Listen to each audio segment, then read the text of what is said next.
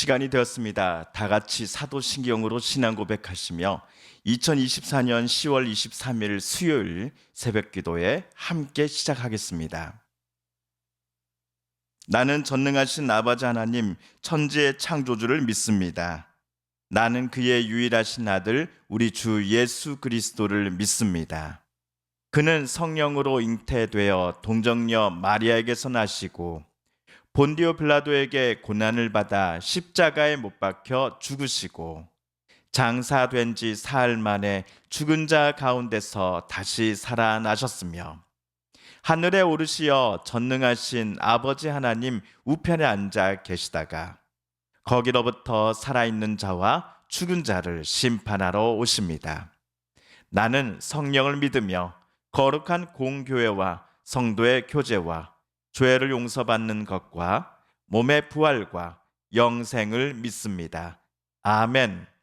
오늘 우리 함께 읽을 기록된 하나님 말씀 스가랴서 제14장 4에서 8절까지의 말씀입니다.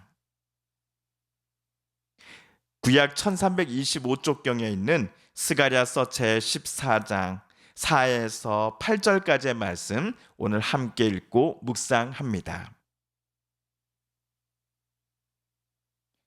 그날에 그의 발이 예루살렘 앞 곧 동쪽 감람산에 서실 것이요 감람산은 그 한가운데가 동서로 갈라져 매우 큰 골짜기가 되어서 산 절반은 북으로 절반은 남으로 옮기고 그 산 골짜기는 아셀까지 이를지라. 너희가 그 산 골짜기로 도망하되 유다 왕 우시야 때에 지진을 피하여 도망하던 것 같이 하리라. 나의 하나님 여호와께서 임하실 것이요 모든 거룩한 자들이 주와 함께 하리라. 그날에는 빛이 없겠고 광명한 것들이 떠날 것이라. 여호와께서 아시는 한 날이 있으리니 낮도 아니요 밤도 아니라 어두워 갈 때에 빛이 있으리로다. 그날에 생수가 예루살렘에서 솟아나서 절반은 동해로 절반은 서해로 흐를 것이라. 여름에도 겨울에도 그러하리라. 아멘.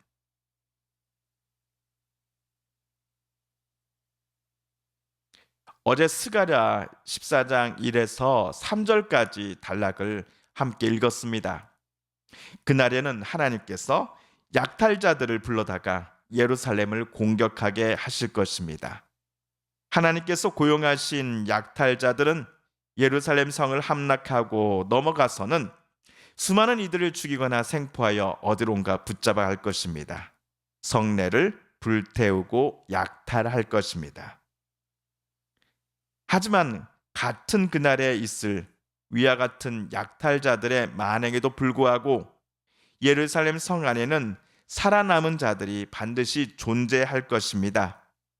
예루살렘을 제외하고 세계 거의 모든 나라와 민족이 연합군을 만들어서 예루살렘을 치러 온다고 하였을지라도 예루살렘 성 안에는 그들의 칼날을 피해 살아남은 자들이 반드시 존재하게 될 것이다 라고 어제 3절은 쓰여져 있었습니다.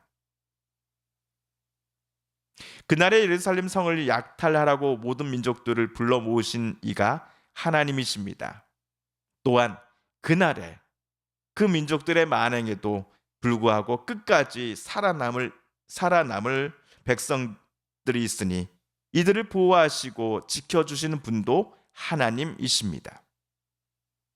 그러므로 그날은 누군가에게는 하나님의 심판으로 말미암아 두려움과 떨림의 날이요 죽음의 날이 될 것입니다. 하지만 또 다른 이에게 그날은 하나님께서 보호하여 주심과 지켜주심 그리고 회복시켜 주심으로 말미암아 기쁨의 날이 될 것입니다. 저들의 지난 날의 눈물이 완전히 씻김받고 기쁨의 면류관을 쓰게 되는 날이 될 것입니다. 그렇게 이러한 사람들로서는 그날이 어서 빨리 왔으면 할 것입니다. 자, 한편 오늘 우리가 읽은 본문은 하나님께서 예루살렘의 땅을 두 발로 디드실 것이다 라고 하는 묘사로부터 시작합니다. 우리 4절을 세번역 성경으로 다시 한번 읽어볼까요? 시작.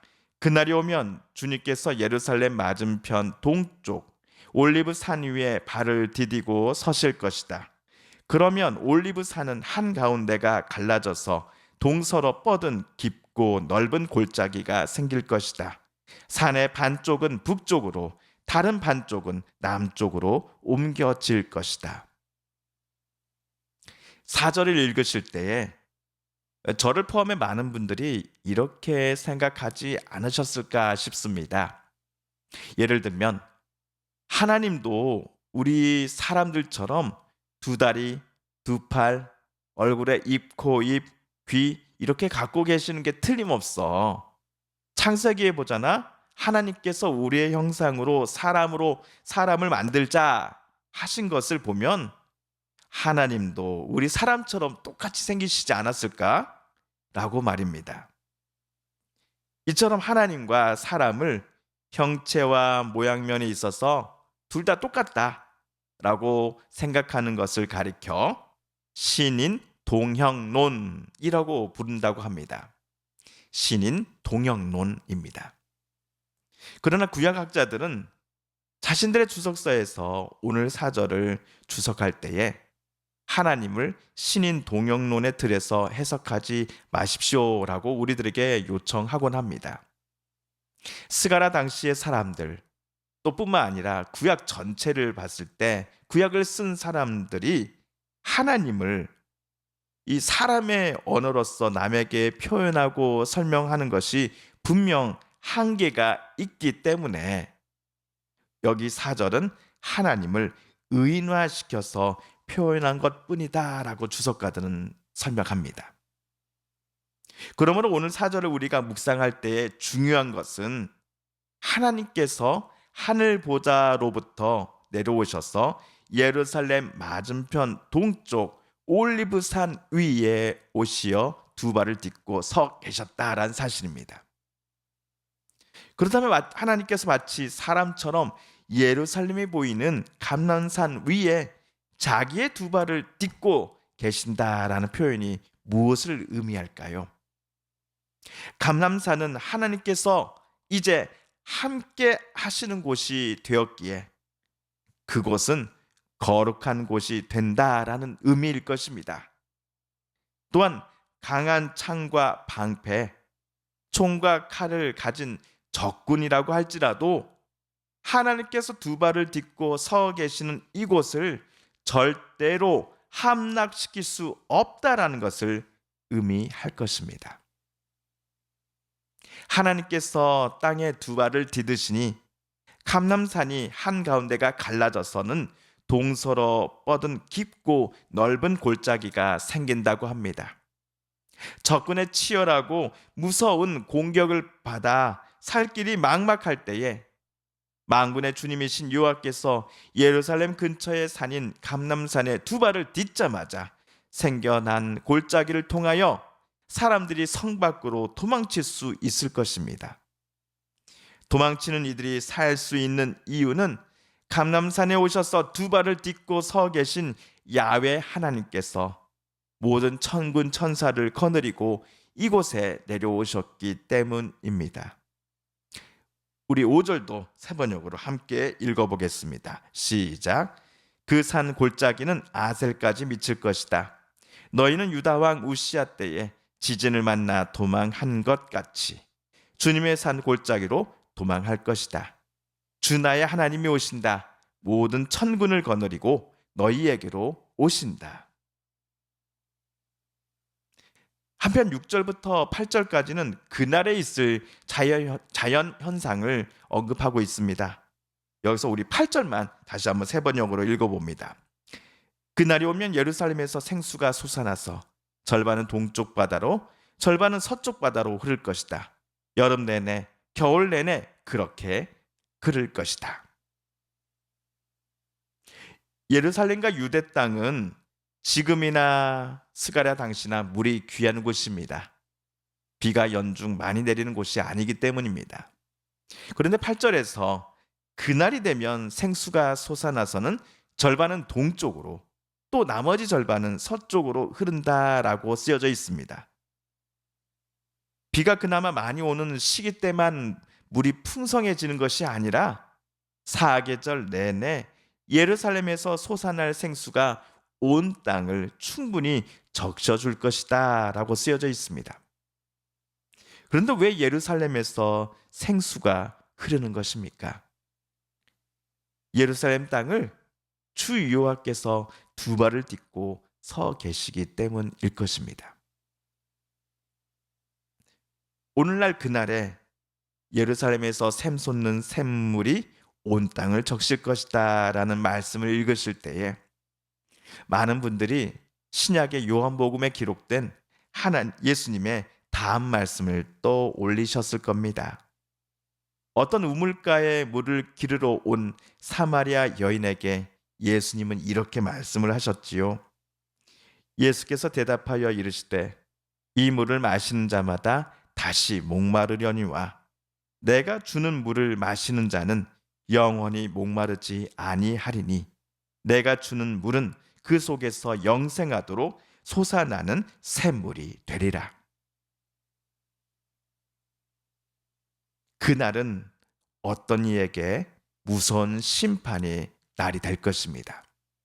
하지만 또 다른 이에게는 그날이 하나님의 은혜를 충만하게 누리는 날이 될 것입니다. 그날이 누군가에게는 하나님이 주시는 회복의 날이 될 것이다 라는 것을 오늘 우리가 읽은 스가랴 본문은 말해줍니다.